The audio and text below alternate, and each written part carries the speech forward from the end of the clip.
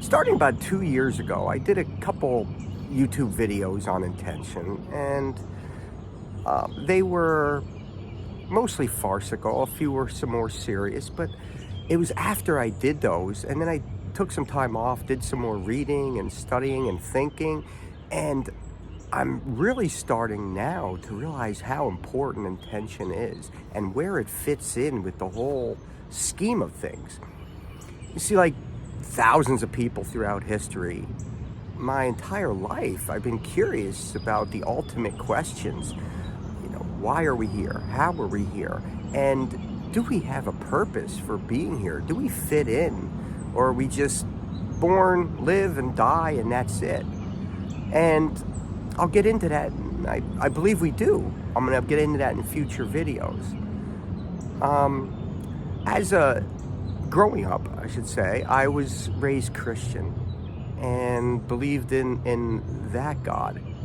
And I remember my mom telling me, God is in all of us. And I'm like, okay, I can believe that about myself and you and Dad. Yeah, that makes sense. But she said he was also in my brother, Tony.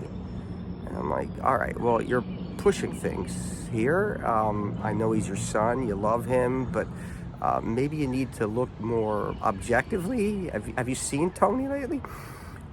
She insisted, and she also insisted that he was in Kathy, my sister. And this became even more incredulous, but no, I love them both. And as it turns out, for the most part, she was right. And again, that'll come in future videos. But the Christian view of the universe and how things work and they relate just never sat right with me 100%. I also have a very scientific mind, and 100% blind faith, especially in a religion that goes completely against what science is teaching. There was a void there. However, about 5, maybe 6 years ago, my mother was once again bothering me to read a book called The Power of Now by Eckhart Tolle. And one of the few times in my life I listened to her, and great thing I did, because The Power of Now is some really good, it didn't answer the questions, but it has some really good advice, really good lessons.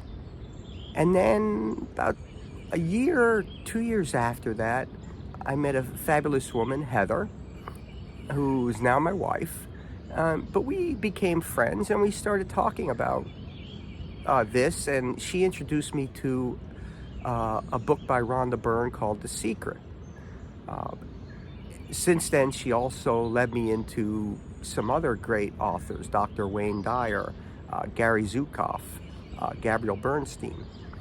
And they open up a lot of thought-provoking concepts that I had never considered before, about manifesting the life of your dreams, about how the universe and life works and how we relate to it all.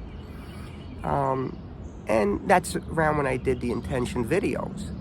And then last year, back in the fall, Heather came up to me one day and, hey, Todd, I want you to watch The Secret. And I'm like, but you mean the Rhonda Byrne movie? I read the book. She goes, yeah, I want you to watch the movie. But I read the book. I want you to watch the movie. And the discussion, I should say, ended there, because Heather had the look on her face that told me I was watching that movie. And it would be a lot less painful if I just agreed at that point. So we watched the movie. And although it discusses the same things in the book, it brought in things, different perspective, different view, and it all really started to click. How everything relates. And one of the concepts she brought up, she mentioned, was the quantum sciences, quantum physics, quantum mechanics. And again, being of a scientific bend, this intrigued me.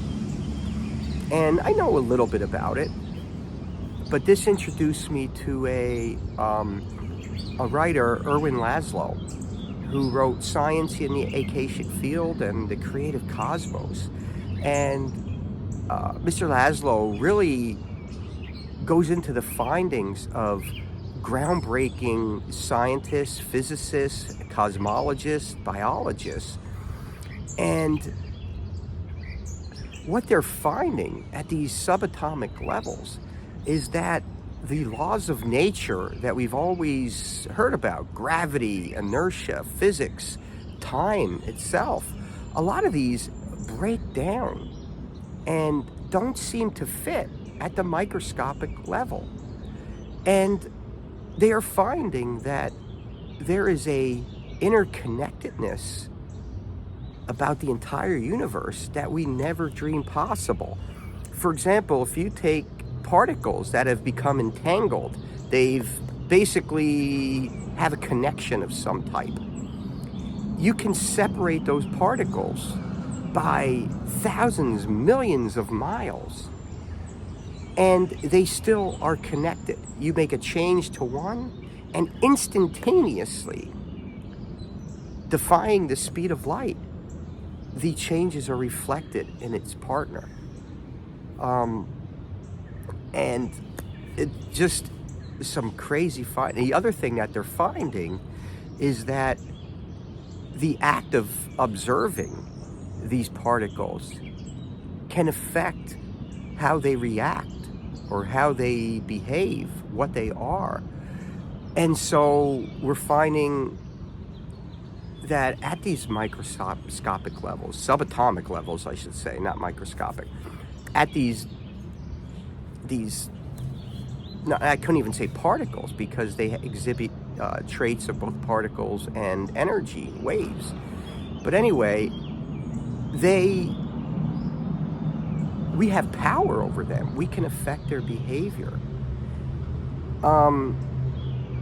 And to me, again, logically, if something is happening at this level, shouldn't it also to some extent affect the macroscopic level, the part that we can see with our senses, or sense with our senses, and touch and taste, smell, feel? So observation and the self becomes very important. And I believe this is true. And this is why intention is so important, because what you intend can have a real impact on your environment. The words you say, the things you do, the thoughts you put out there actually manifest in the real world, and you have an impact, which goes to show you that intention is vital to your life and to the world around you. And so what I'm going to do is to release some other videos to go more in depth on how I feel the universe works, because I feel each and every one of us, you, me, are vitally important to the world itself, and we can influence, and you can have everything in your life that you've dreamed of, and it actually, you can make profound changes on the world itself. First thing I want to do is delve into this concept of God. There is a God, I believe. However, the God is not a him or a her. It's a different concept than the Christian, in my mind. Please don't take this sacrilegious or heresy, but I believe that the modern Western religions actually limit God, cripple God, take away his powers.